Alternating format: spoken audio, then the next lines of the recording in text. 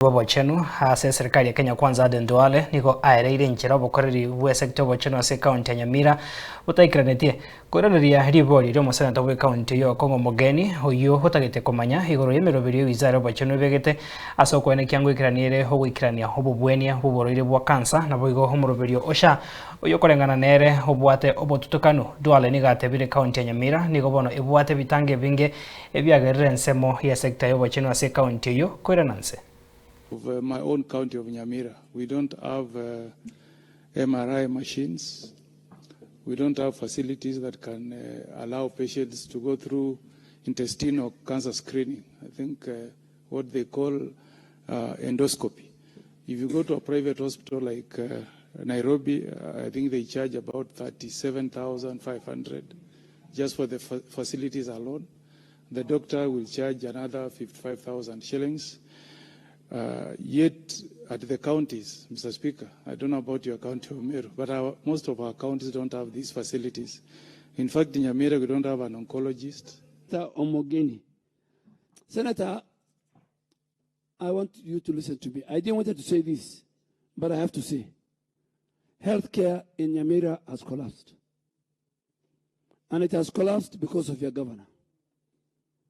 I want to be very honest with you. There are about 3 counties where healthcare is collapsed. Let me give you a very good example. All the things you have said, all the equipment you have said, are provided for under the National Equipment Support Program. I was in Bungoma, his counterpart. There is a radiology, there is a mammograph, there is dialysis machine, there is even a CT scan we have launched, all under this program. And he's not putting a coin. The national government is not putting a coin. It is fee for service. Every patient who uses it is paid for by SHA. Your governor and Nyamira, he has signed for the next program, but he's unable to make a request.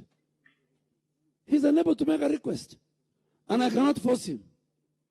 So if you make a request today, by next week, me and you will go and launch CT scan.